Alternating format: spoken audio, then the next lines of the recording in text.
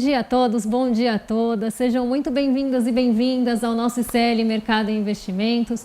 Hoje é um dia bem repleto aí de indicadores, porque saíram dados importantes lá na China, também saíram dados importantes nos Estados Unidos e aqui no Brasil não foi diferente. A gente teve aí a divulgação do IPEA, da inflação por extrato de renda. A gente vai falar também do comércio. Ontem a gente falou dos serviços, hoje é dia de falar aí dos dados do comércio.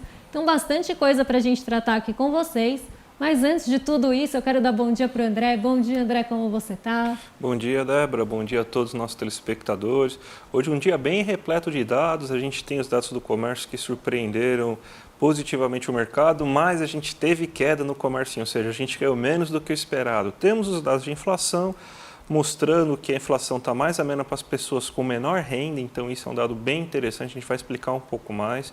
Só que o grande destaque do dia hoje é o mundo, né, que saiu uma enxurrada de dados dos Estados Unidos, uma enxurrada de dados da China. A China surpreendeu positivamente o mundo, 4,9% de crescimento, né?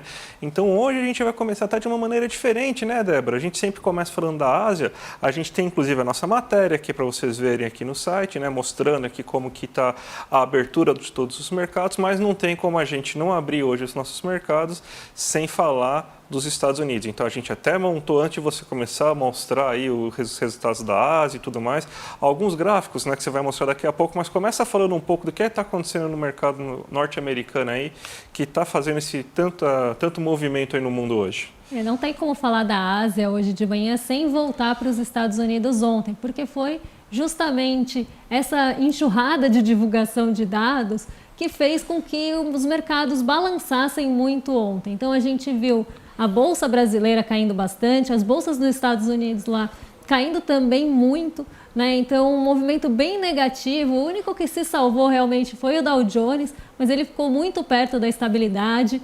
Então a gente vê um movimento mais negativo ontem e esse movimento foi puxado por uma série de divulgações que a gente teve lá nos Estados Unidos acima do esperado. Como a gente vem falando aqui, a gente tem uma expectativa do mercado que a economia dos Estados Unidos encolha frente ali ao aumento dos juros por lá, o aperto monetário, mas a economia ainda está respondendo com dados aquecidos e dados acima do esperado ali pelo mercado. Então eu separei alguns aqui para trazer para vocês, porque foram eles que fizeram ali a direção mudar completamente ontem. Ontem foi um dia que tinha uma perspectiva, a gente tinha uma perspectiva bem positiva aqui para a nossa bolsa, porque a Petrobras ela acabou divulgando a produção de petróleo e de gás, né, na verdade de óleo e gás, acima do esperado.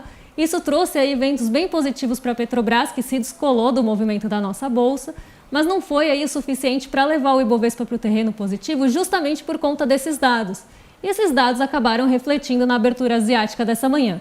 Então eu vou passar aqui para vocês qual que era a projeção para a produção industrial e vendas no varejo, os dois saíram ontem, e qual foi realmente o dado. Então para a produção industrial, a projeção era de 0,10%. O índice ficou em 0,30%, então superou bastante as expectativas do mercado, mas quem superou mais ainda foram as vendas do varejo, porque a variação mensal foi de 0,70 contra 0,30 aí de expectativa. O que aconteceu depois da divulgação desses dados? O mercado mudou realmente a direção, então a gente teve a divulgação da produção industrial um pouquinho depois das 10, quase 11 horas, então como eu falei, a gente estava aqui, os dados estavam sendo divulgados, né? Então a gente já tinha visto as vendas no varejo surpreenderem o mercado, mas ficou ali na dúvida se a produção industrial também ia surpreender, e foi o que aconteceu. E aí, do momento ali que a gente teve essa divulgação por volta das 11, o movimento mudou completamente porque as Treasuries voltaram a acelerar. Ontem a Treasury com vencimento para 10 anos superou de novo aquele patamar de 4,80, teve um novo recorde, foi para 4,86, e isso puxou de novo aquele movimento que a gente sempre fala, que é o de aversão ao risco, né? Então a gente teve ali um movimento mais aversivo ao risco e a redução também das perspectivas de que o Fed pode ali manter o aperto monetário por menos tempo, ou até mesmo um aumento da perspectiva que ele possa subir a taxa de juros. Então eu trouxe aqui para vocês o monitoramento do CME Group, né, que ele é feito ali com os agentes do mercado, antes e depois da divulgação dos dados dos Estados Unidos. Então a gente tem aqui os dados de 18 de outubro, os dois números são do mesmo dia, são do dia 18, Mas, 18 não, desculpa, gente, 17, tá errado aqui. É do dia 17 de outubro, só que antes e depois do monitoramento. Então, os dois dados são de ontem, só que antes e depois da divulgação. Então, aqui, antes da divulgação, o mercado esperava, né, que a gente tivesse ali uma manutenção de aproximadamente 89%, na verdade 93% de manutenção. Então, o mercado esperava majoritariamente que a gente fosse ter manutenção dos juros nos Estados Unidos. E quem esperava que elevação era só 6,70% do mercado.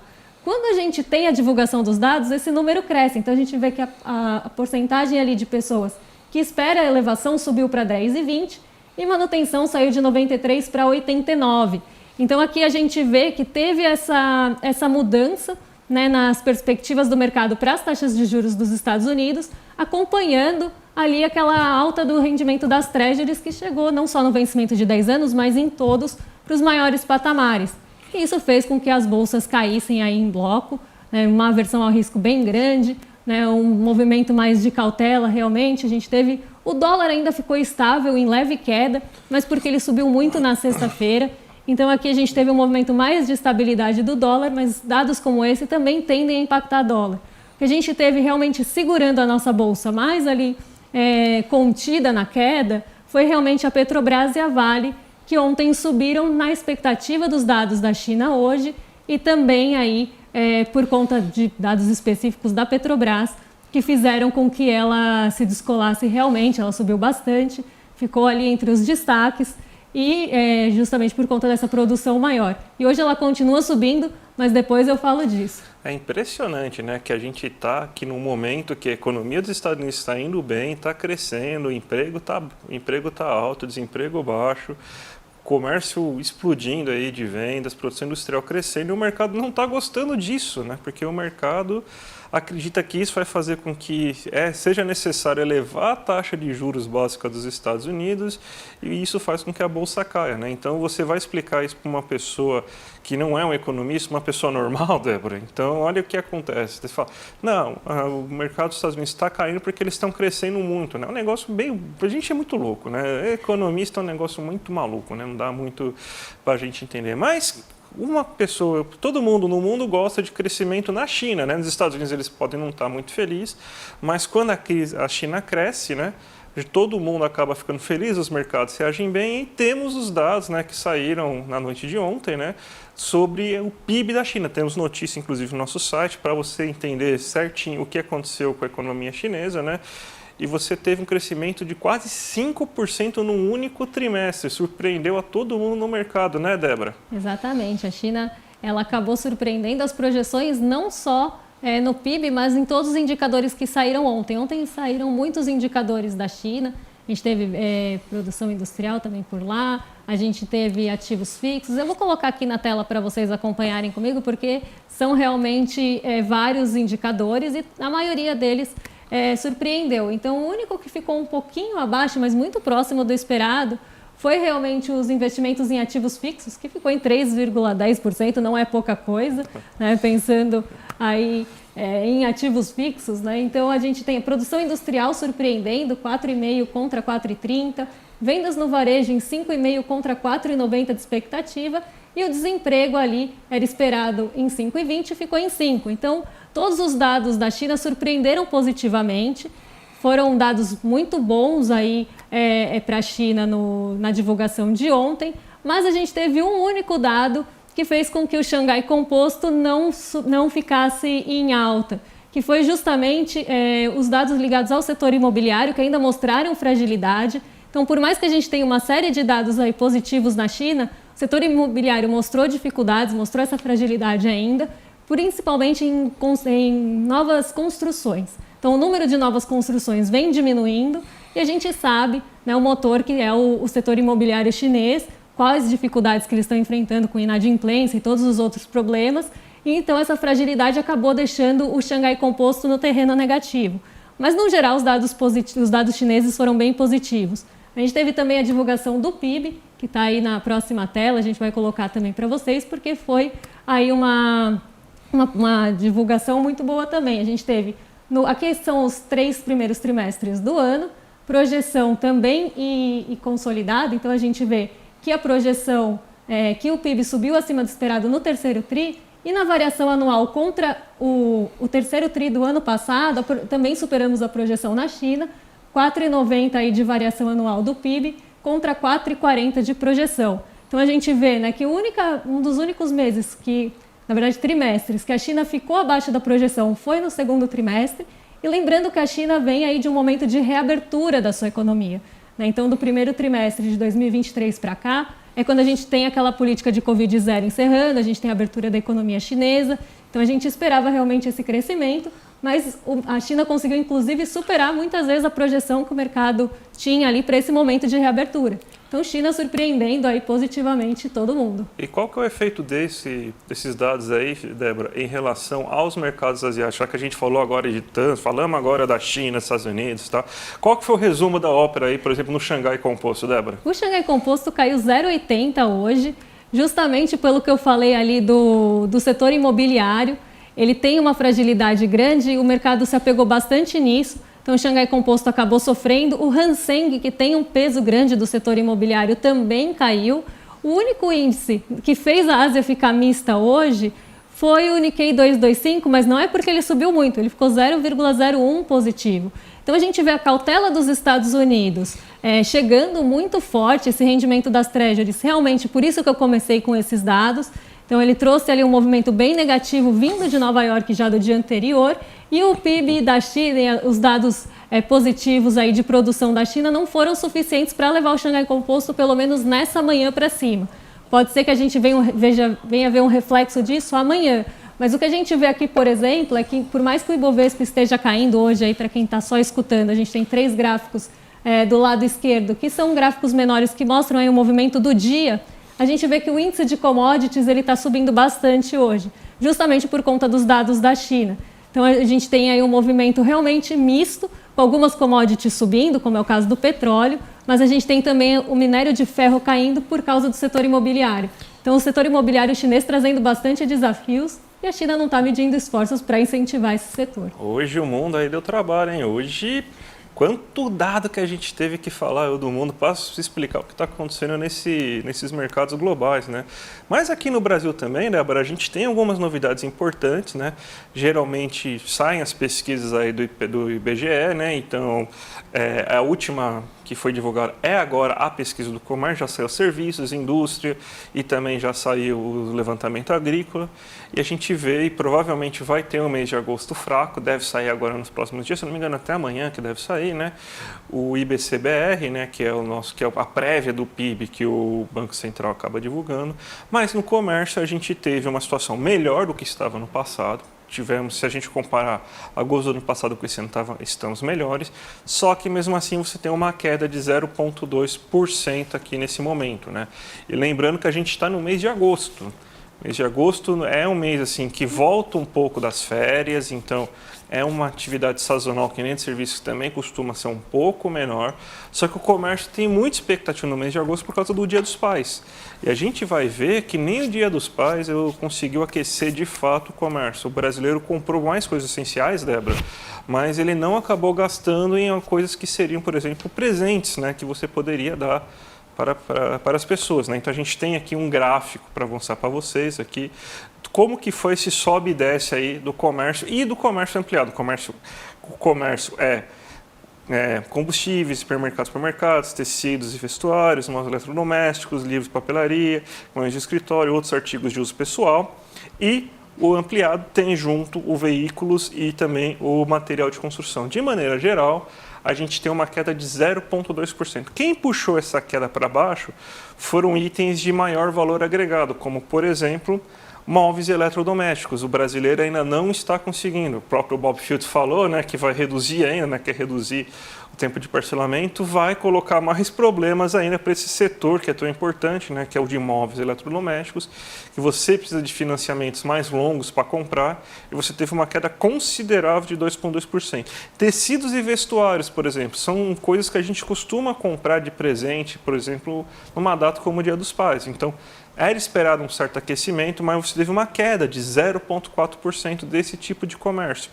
Outro setor que caiu consideravelmente. Outros artigos de uso pessoal, que são Artigos de uso pessoal que, por exemplo, que seriam muito fáceis de você dar assim de presente também nos dias dos pais, né? Vamos lá, um barbeador, ou outras quinquilharias que a gente tem, aquelas compras que você geralmente costuma fazer aí num site chinês aí de sua preferência, também teve uma queda considerável de 4,8%. Então, esses setores acabaram fazendo com que o comércio tivesse uma queda mais acentuada. De maneira positiva, a gente teve que combustíveis teve uma alta considerável de 0,9% nesse mês. Os hipermercados e supermercados, ou seja, alimentação e tudo mais, também teve uma alta considerável de 0,9% esse mês. Os veículos e autopeças também tiveram uma alta bem considerável, assim, um fator sazonal. A gente até tem que tentar entender depois assim, quais são as motivações para esse crescimento assim, bem acima do esperado, que foi um aumento de 3,3% em um mês aí da compra de veículos e também das autopeças. E o material de construção civil teve uma queda de 0,1%. Então, se a gente for fazer um resumão aqui de tudo, o que a gente tem? O que a gente estava esperando de que poderia ser comprado para o Dia dos Pais e também aqueles itens de maior valor agregado, tiveram queda.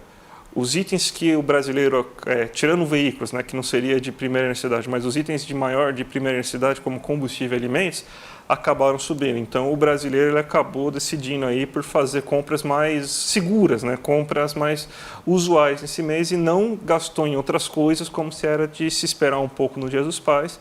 Mas também lembrando que agosto, naturalmente, não é um mês muito forte para o setor de serviços e comércios, mesmo o Dia dos Pais, Débora. Até porque ele vem depois de julho, que é normalmente um mês mais aquecido, as pessoas acabam gastando mais por conta de férias e viagens, que a gente viu também no mês passado, e aí as pessoas gastaram realmente no básico, né? Combustível, hipermercado, supermercado aí, justamente porque é um mês mais enxuto, é um mês aí que a gente tem uma sazonalidade meio complicada, apesar do Dia dos Pais. Mas surpreendeu, né? Porque o mercado estava esperando até uma queda maior, de 0,8%, em alguns casos até bem perto de 1%. Então a gente teve uma surpresa, mas ainda uma queda aí no ramo comercial.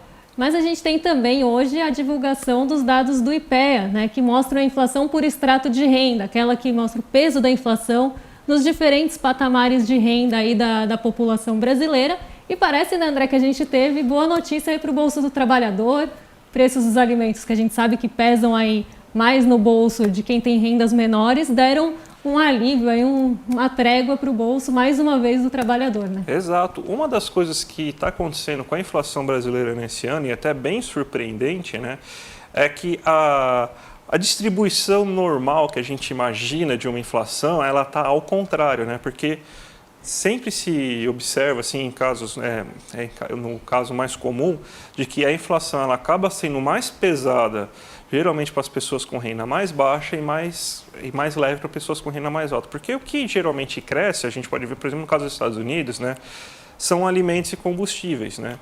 Você tem que os alimentos são mais pesados para as faixas mais baixas, os combustíveis são mais pesados para as faixas médias de renda e os itens de luxo são mais pesados para as faixas mais altas de renda.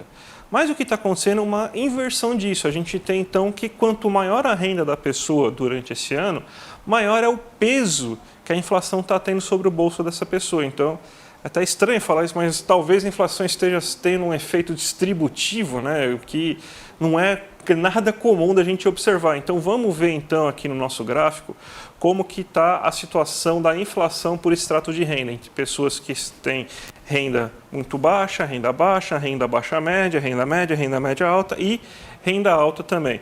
Em termos gerais, o IPCA subiu 0,26% no mês de setembro, está com um acumulado no ano de 3,5% e em 12 meses está em 5,19%. A tendência agora é que esse acumulado 12 meses caia até chegar próximo de 4,75%, 4,8%, que é o que está se esperando. Mas se a gente for ver, para as pessoas com renda muito baixa, ou seja, aquelas pessoas que têm uma renda bem menor, até uma renda muito próxima, por exemplo, do salário mínimo, a gente teve deflação no mês de setembro. Você teve uma queda do nível de compras dela, do poder de compra da cesta de compra delas, de 0,02%. Muito pequena, mas é uma deflação. Ou seja, melhorou a situação das pessoas. No acumulado do ano, a inflação só teve peso de 2,3%, abaixo do que foi o anual geral para essas pessoas. E se a gente for pegar nos últimos 12 meses, a inflação está batendo só em 3,9%. Então, para as pessoas com renda muito baixa, essa situação está consideravelmente confortável. Então, você não tem um impacto tão grande. O problema é que enquanto você sobe, vai aumentando também o peso, né? Você vê, esse mês, porque a gente teve uma baixa de alimento, a inflação bateu em 0,8% para as pessoas de renda média, em 0,08% para as pessoas de renda muito baixa, de 0,2% para pessoas de renda baixa média, 0,32% para pessoas de renda média, de 0,37% para pessoas de renda média alta e 0,57% para pessoas com renda alta, né? Que são aquelas que ganham acima de R$17 mil por mês, assim, com renda familiar, né? Então, esse aí a gente está falando de pessoas assim bem no topo mesmo assim da tabela, né?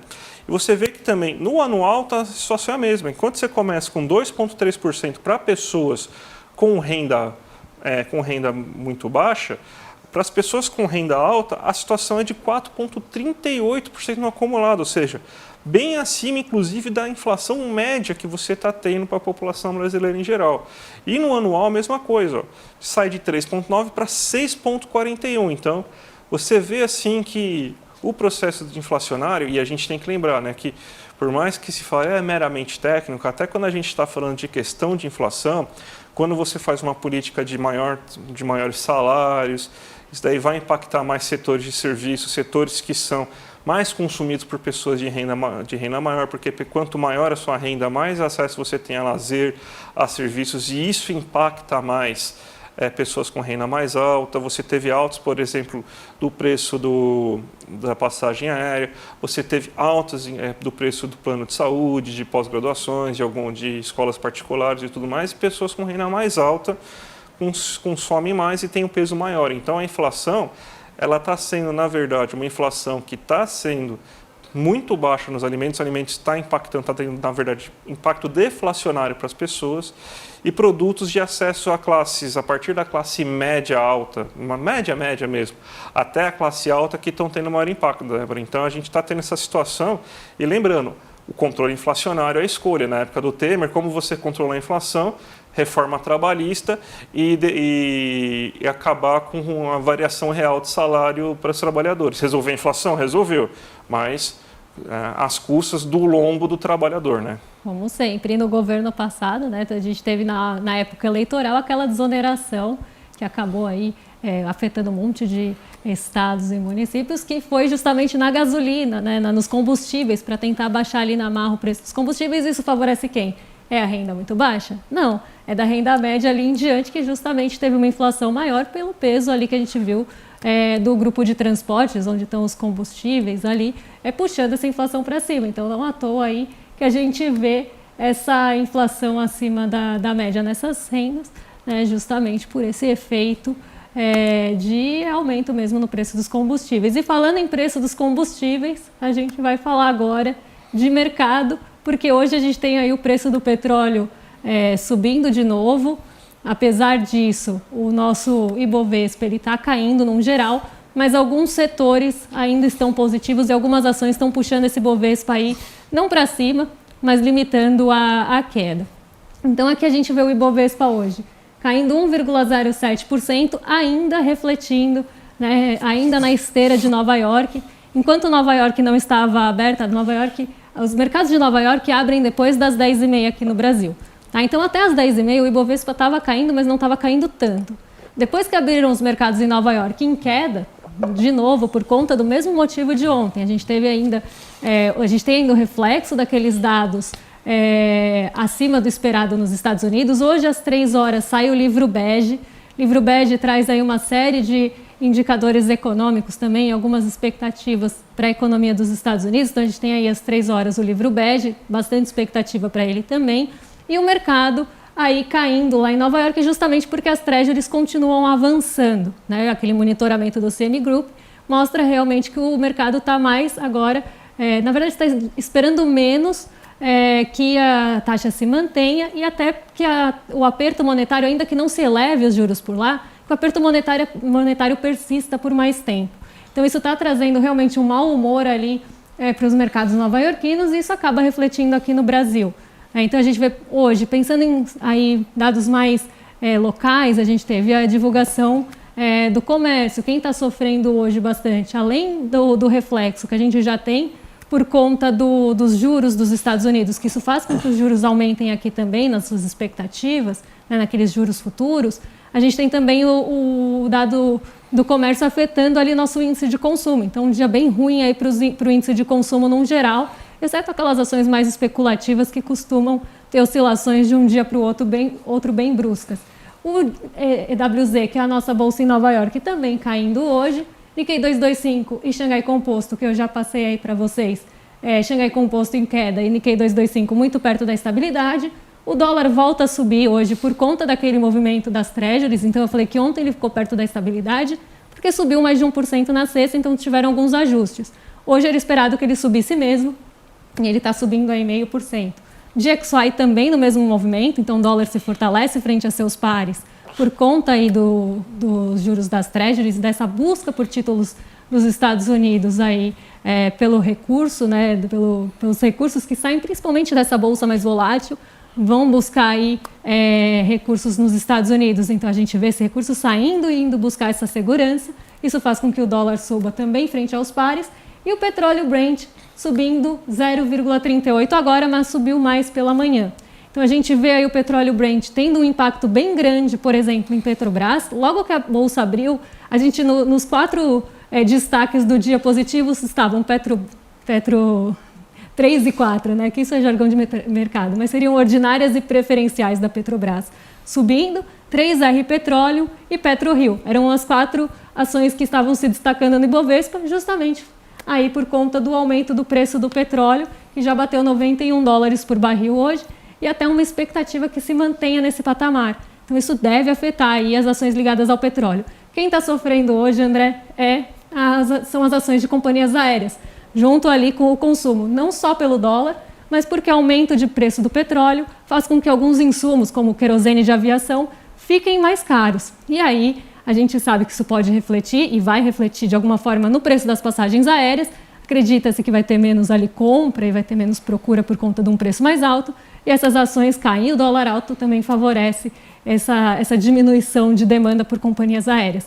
Então a gente vê aí um movimento que o petróleo pode afetar positivamente um setor e negativamente outro, né? Então a gente vê aí esse movimento pela manhã. Então quem está liderando ali a queda?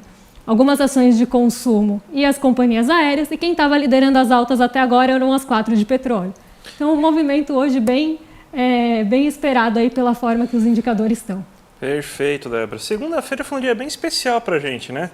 3 anos de CL, né? Você comemorou com a gente, viu um monte de novidade que aconteceu, né? Inclusive o lançamento do iclnoticias.com.br, nosso portal de notícias. Antes você só tinha o ICL Economia, agora vocês têm o ICL Notícias. Obviamente, o ICL Economia faz parte também do ICL Notícias, né? Tá lá a nossa aba Economia lá. Então ele já está online, vocês já podem acessar eles, então já fiquem bem informados com o ICL Notícias logo de manhã, né? E a gente tem um chamado aqui para vocês aqui, né? Porque eu quero que vocês comemorem com a gente esses 3 anos de ICL, esses 3 anos do Instituto Conhecimento Liberta, né?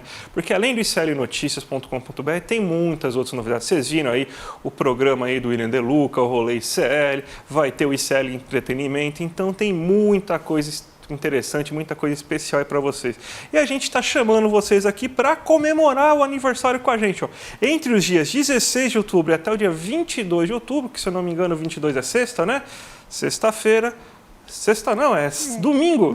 Domingo, então até domingo, gente, vocês têm aí vocês têm uma série de presentes, uma série de bônus aqui para quem aproveitar e fazer parte dessa revolução com a gente, para quem assinar o ICL, o ICL com o ICL, porque você vai ter acesso a um monte de cursos. Eu dou curso lá, você tem o Ladislau dando curso lá, Eduardo dando curso lá, então tem muito curso muito interessante lá. Ó, e quem se inscrever hoje, ó, vamos ver o que vai ter aqui, quais são os brindes que vocês vão ter. Ó. O kit exclusivo de 3 anos de ICL com fone de ouvido, mochila, sacola, caderno e lápis. Olha aí, tá tudo aqui para vocês aqui na tela para vocês verem. Vocês vão ter também o livro Travessia do Eduardo Moreira, aqui um livraço, gente. Vale muito a pena. Vocês também vão ter o livro Uma Simples Revolução, do nosso saudoso Domênico de Masi, que infelizmente nos deixou esse ano, mas vocês vão ter a obra dele aí para vocês lerem também. E nada além, nada mais... E por final, vocês vão ter também essa arte exclusiva e numerada do Ricardo Beliel. Então, gente, só até o dia 22, gente. Se inscreva agora, entra no nosso site www.icl.com.br e se inscreva. Vale muito a pena, gente, vale muito a pena. Então, só essa semana, gente, aproveita aí essa oportunidade que a gente está dando para vocês. E também falar para vocês continuarem aqui com o ICL até o final do dia, porque além de tudo, a gente tem ainda o ICL Notícias segunda edição, com o nosso super time aí de Chicos, Chico Pinheiro e Chico Sá, além da Gabi Varela na apresentação também. E logo depois o Sinapse, a partir das 7h30, junto com a Robertinha Garcia e o César Calerron. Então, gente, o super time do ICL está aí até o final da noite para vocês aproveitarem aí junto com a gente. Então, fique com a gente, gente. Vale lembrar, pessoal, que a gente tem aí, né, o ICL Notícias, o ICL Economia, 2 portais aí para vocês se atualizarem, se informarem sem propaganda, né? Então não é aquele site que você vai estar rolando lá no seu celular, aí aparece aquela propaganda que não deixa você ler, e aí você não consegue fechar e é um horror. Não tem paywall, né? Então aquela notícia que você se interessou para ler, você vai tentar entrar e não consegue porque é só para assinante. Então a gente não tem nada disso. E vocês aí ajudam a gente a manter tudo isso aí com muita independência, porque se a gente tem propaganda, pode ser que não, né? Quem tem propaganda não tem independência, a gente sabe muito bem disso. Então a gente aí só tem o compromisso e a verdade com vocês. Então não deixem aí realmente de se inscrever e a partir de amanhã, na verdade amanhã a partir das 7, já troquei tudo aqui, a gente está de volta desde as 7 da manhã com o Desperta, ICL Notícias primeira edição, depois o Em Detalhes e o ICL Mercado Investimentos, que eu vou estar no telão, mas vou estar aqui com vocês. Então, até mais. Até amanhã, gente. Tchau, tchau.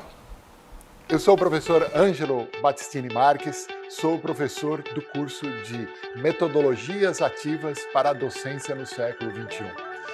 As escolas, de uma maneira geral, ensino médio, ensino fundamental, universidades, têm falado muito essa questão do uso de metodologias ativas.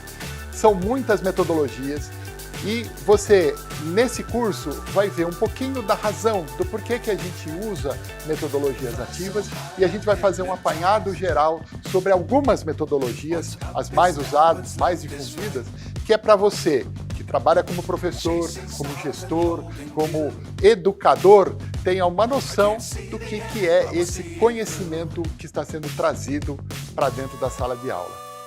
A liberdade de expressão, a liberdade de pensamento, como a liberdade de imprensa, estão previstos no artigo 5º da Constituição de 1988.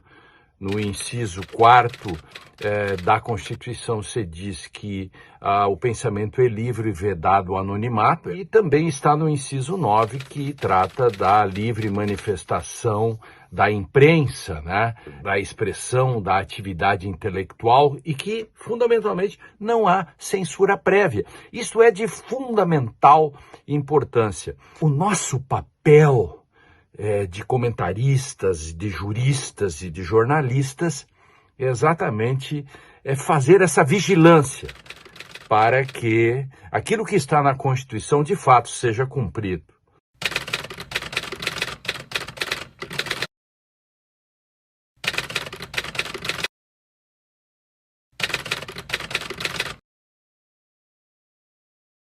Olá, eu sou André Campedelli, professor do curso de Economia Básica do ICL. Estou aqui para te convidar para fazer esse curso que vai te ensinar os princípios básicos da economia. Tudo o que você precisa saber sobre macroeconomia, sobre microeconomia e os principais conceitos econômicos. Então venho aqui te convidar para você não ficar mais fora desse assunto tão importante para entendermos a realidade e a política brasileira. Então, eu te espero lá no curso. Vamos fazer juntos. Um abraço e até a próxima!